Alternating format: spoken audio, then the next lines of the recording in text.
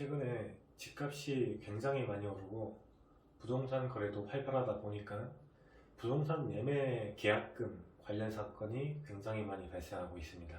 매매 계약을 체결한 다음에도 집값이 쭉쭉 오르다 보니 매도인은 계약을 체결한 다음이지만 계약을 해지하고 싶어 하고 매수인은 그럼에도 집을 사고 싶어 하는 경우가 많습니다. 그러면 최근에 좀 많은 부동산 계약금 사건을 케이스별로 살펴보겠습니다. 1번 케이스는 가계약 상태입니다. 이 부동산 매물이 올라와도 워낙 순식간에 사라지다 보니까 매수인은 임시로 계약금의 일부를 매도인에게 보내고 매도인은 매수인의 송금을 허락하면서 매수인에게 계좌번호를 넘겨주게 됩니다.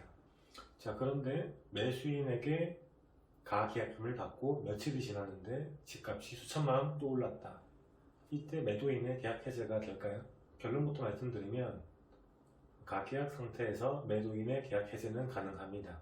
그렇다면 가계약금을 그대로 보내면 될까요? 아니면 가계약금의 2배를 보내야 할까요? 여기에 대해서 대법원 판례는 가계약이 구체화되었다면 계약이 성립되었으므로 가계약금의 2배를 보내야 한다라고 하고 있습니다.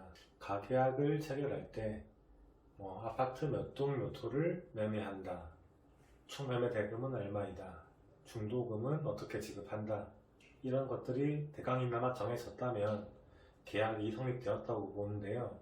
최근의 사건들을 보면 가계약 때 공인중개사 분들이 가계약을 중개하면서 매매 목적물, 총 매매 대금, 계약금 액수, 잔금 액수 등등을 매도인, 매수인에게 문자로 통지를 다 하는 경우가 많기 때문에 요즘의 가계약금 계약은 대체적으로 판례에 따르면 계약이 성립이 된 것이고, 따라서 가계약금 2배를 보내줘야 계약 해제가 가능하다라고 볼 수가 있습니다. 다만 이러한 경우에도 매도인이 가계약금 2배가 아니라 받은 만큼만 돌려주고 계약을 해제할 수 있는 방법도 이론상 존재를 합니다.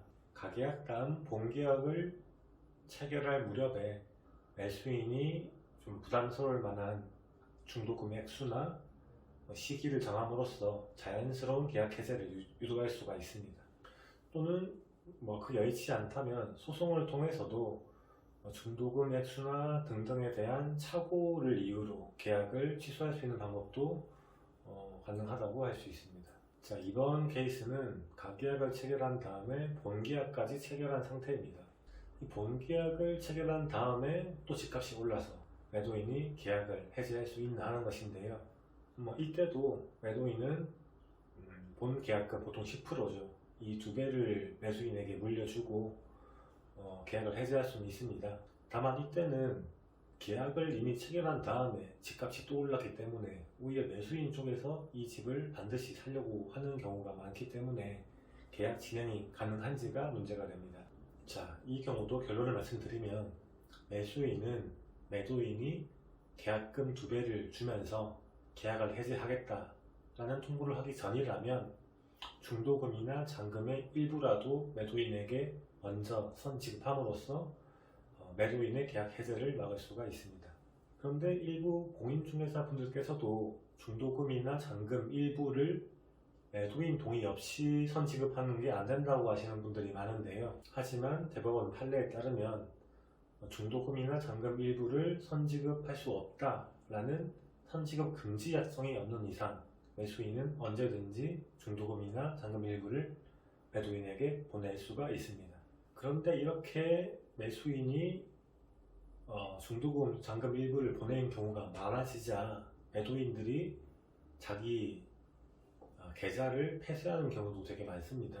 이런 경우에 매수인은 변호사를 통해서 중도금이나 잔금 일부를 매도인에게 법원 공탁함으로써 매도인의 계약 해제를 막을 방법이 존재합니다. 가계약금 계약도 끝났고 본 계약도 끝났고 매수인에 의한 중도금이나 잔금 일부 지급도 이미 된 경우입니다. 이 경우에는 매도인도 매수인도 일방적으로 계약 해제를 할 수는 없습니다.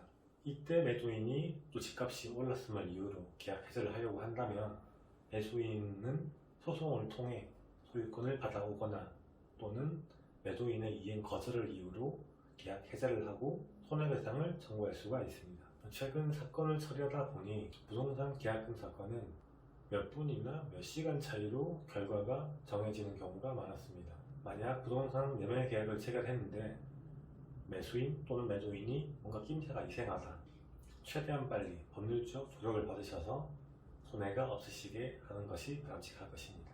이상 변호사 김혁빈이었습니다. 감사합니다.